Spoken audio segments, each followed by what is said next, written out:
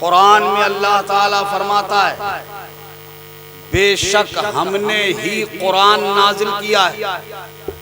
इन्ना नहनु नज़्ज़लना ज़िक्रा, बेशक हमने ही कुरान नाजिल किया है। अब यहाँ उलमा बैठे हैं, अहले इल्म हजरात बैठे हैं, पूरा कुरान पढ़ जाइए। जितनी ताकीदें एक साथ एक जुमले में अल्लाह ने इस आयत में जमा कर दी हैं, कहीं और नजर नहीं आई। इन्ना ये सिफते मुशब्बा खुद ताकीद है, जमा का सेगा ये ताकीद की तरफ इशारा करता है। फिर उसके बाद नहनो ये फिर ताकीद है। नज़्ज़ला बाबे तंजील से, इसमें भी ताज़ीम, इसमें भी ताकीद। अज़्ज़िक्र मारफा कर दिया गया, इसमें भी ताकीद है। व इन्ना फिर ताकीद है, लहू फिर ताकीद है, लहाफ़िज़ून में लाम ताकीद का फिर ताकीद। एक जुमले में अल्लाह ने कितनी ताकीदों को जमा कर, सुभान अल्लाह। यानी अल्लाह फरमाता है, लोगों जान लो कुरान के नाजिल करने वाली जात हमारी ही है। हमने नाजिल किया है कुरान को और हम ही इसकी हिफाजत करने वाले, सिर्फ हम ही इसकी हिफाजत करने वाले। अब कुरान का मुहाफिज कौन? अल्लाह। अब जब कुरान की हिफाजत होगी तो जिस जगह कुरान होगा उस जगह की भी हिफाजत होगी। ये उलमा जानते हैं। एक होता है ज़र्फ और एक होता है मज़रूफ। ज़र्फ जैसे मैं आपको समझा, ये तो सब समझे हुए, ज़र्फ और मज़रूफ को अच्छी तरह जानते हैं। मैं आपको समझाता हूँ बिल्कुल आपकी ज़बान में। एक गिलास में पानी लीजिए आप, ये गिलास जिसमें पानी, गिलास हुआ ज़र्फ, पानी हुआ मज़रूफ। ये सीना है हाफिज का, इस सीने में है कुरान, कुरान है मज़रूफ, सीना है ज़र्फ। और अल्लाह ने मज़रूफ की हिफाजत का वादा और ज़िम्मा ले लिया।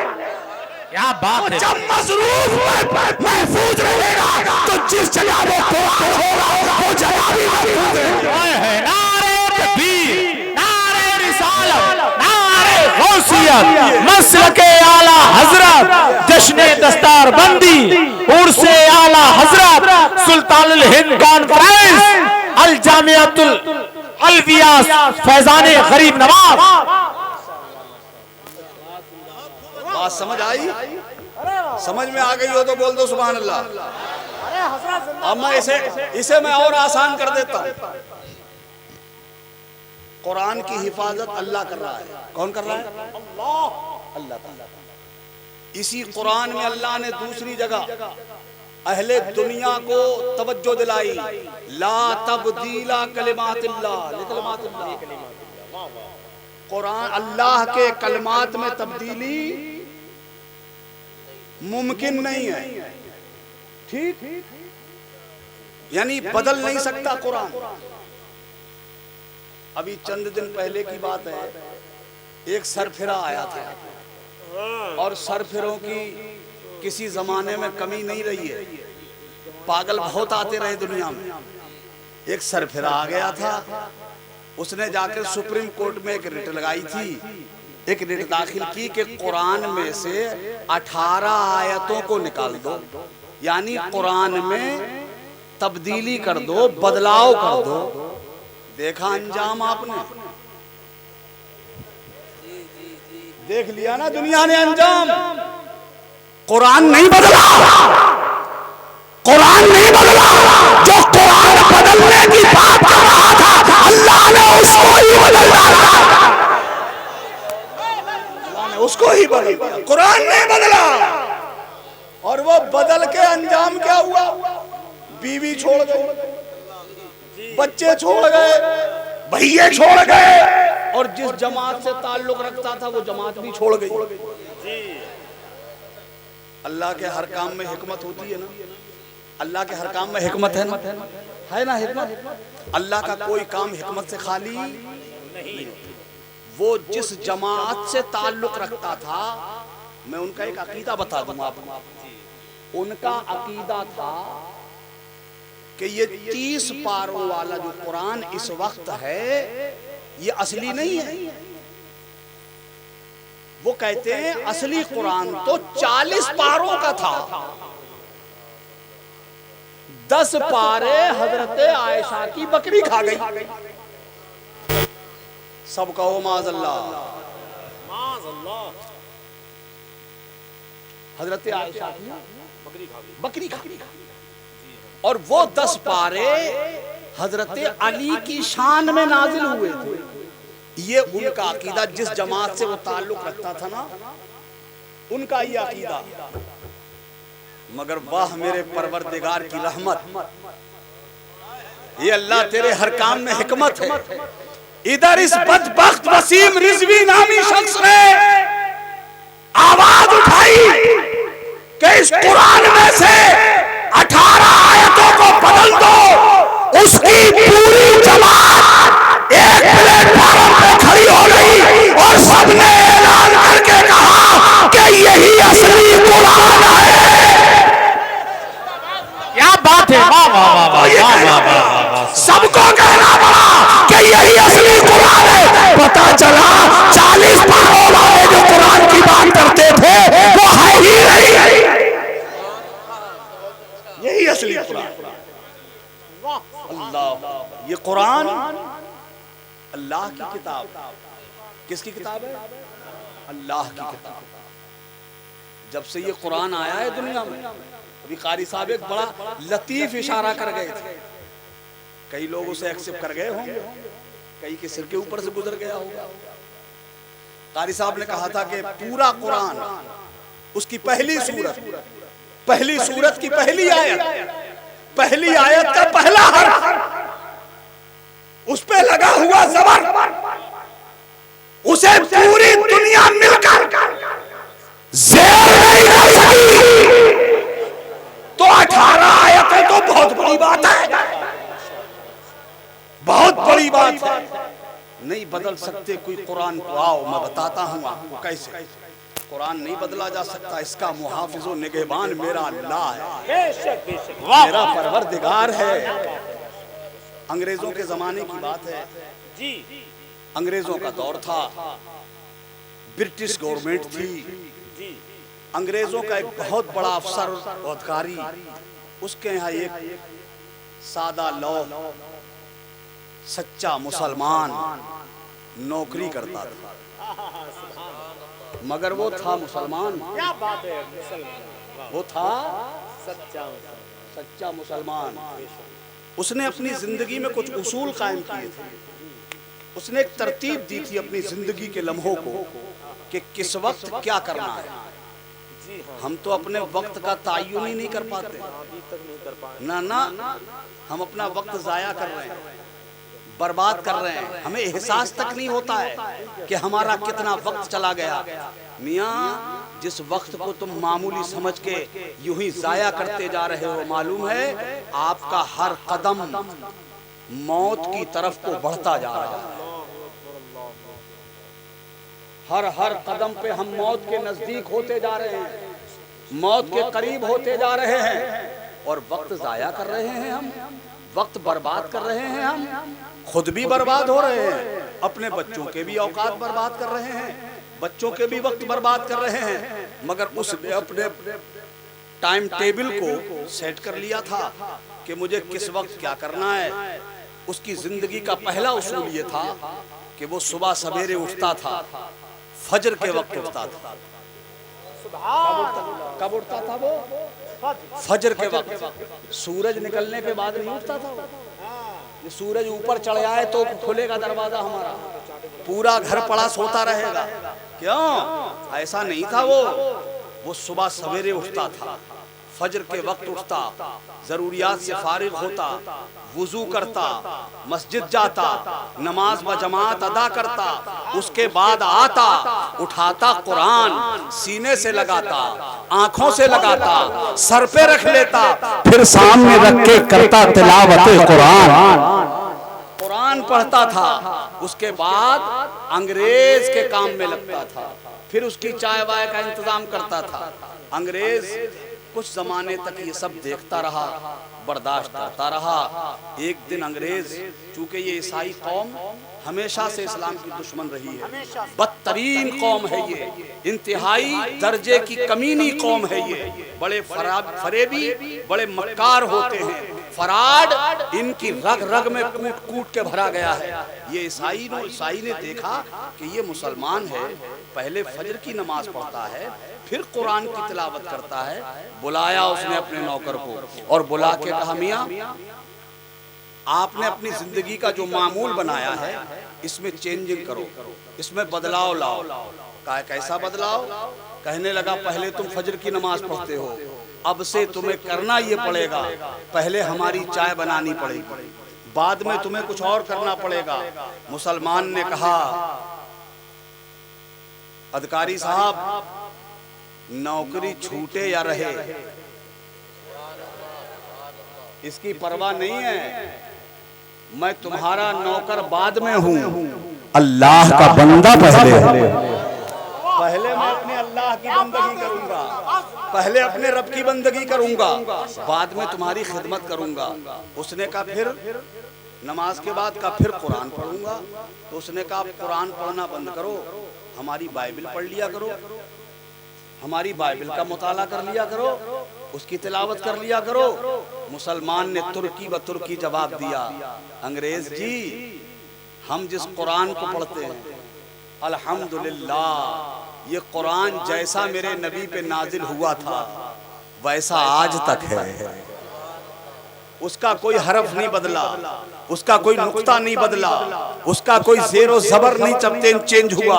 ये कुरान जैसा मेरे नबी पे मक्के में नाजिल हुआ था, मदीने की बहारों में नाजिल हुआ था, ठीक वैसा ही है और ये क़यामत तक रहेगा। और रह गई आपकी बाइबल, वो असली नहीं है, वो ओरिजिनल नहीं है, वो ठीक नहीं है। हाँ, वो इंजील जो अल्लाह ने हजरत ईसा अलैहिस्सलाम पे नाजिल की थी वो अल्लाह का कलाम था, वो अल्लाह की किताब थी, मगर तुम लोगों ने अपनी सहूलियात के हिसाब से उसमें चेंजिंग कर दिया, उसमें बदलाव कर दिया, उसमें तब्दीली कर दी। अब वो असली हालत में ना रही, वो हक नहीं है तो मैं उसकी तिलावत नहीं कर सकता। जो हक है उसी की तिलावत की जाएगी, उसी को पढ़ा जाएगा, उसी से सीने रोशन किए जाएंगे, उसी से माहौल को मुनव्वर किया जाएगा। हम ये तुम्हारी बाइबल नहीं पढ़ेंगे।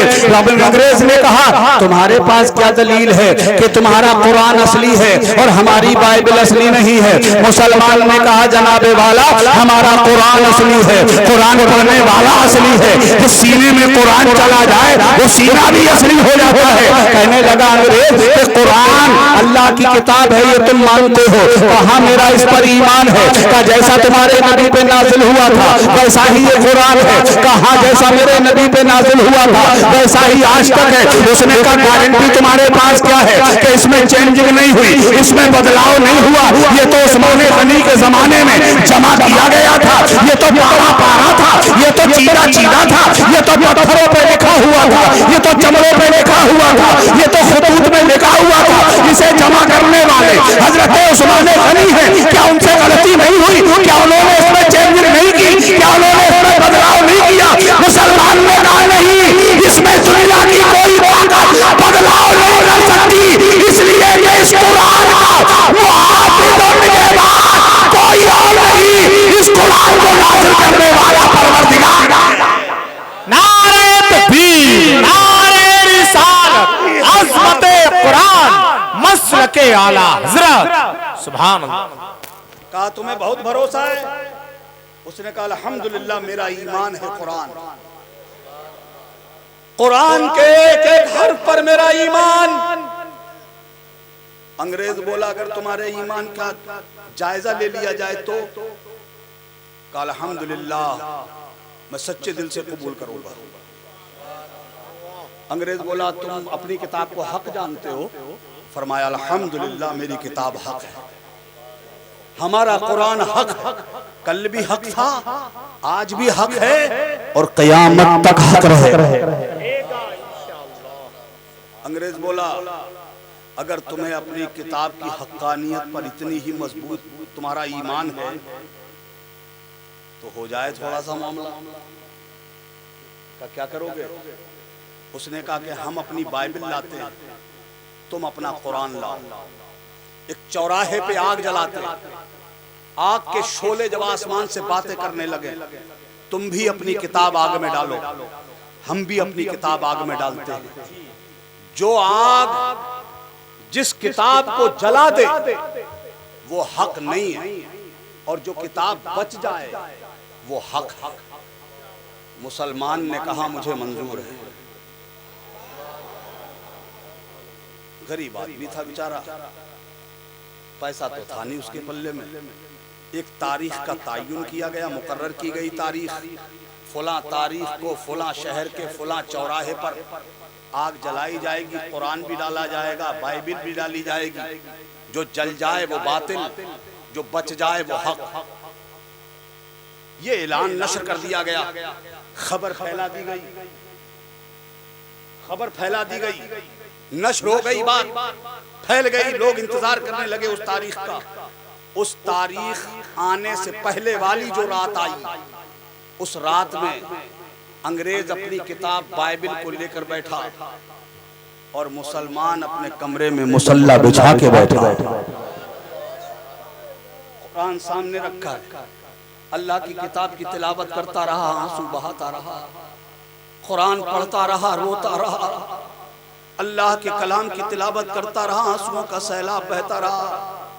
जब उसका दिल में ज्यादा ही जज्बात भर आए तो उसने सजदे में सर रख दिया और सजदे में सर रख के कहा मेरे मालिक तेरी रहमत के सहारे पे मैंने चैलेंज कबूल कर लिया है। ए अल्लाह मैं कुछ भी नहीं हूँ, मैं मेरे परवरदिगार मैं तेरा आजिज बंदा हूँ, नाकाम हूँ, मगर तेरा कुरान सच्चा है, तेरा कुरान हक है। ये अल्लाह मुझे नहीं, मेरी इज्जत नहीं, अपने कुरान की इज्जत को बचा ले। मेरे मौला अपने इस आजिज बंदे की दुआ को कबूल फरमा।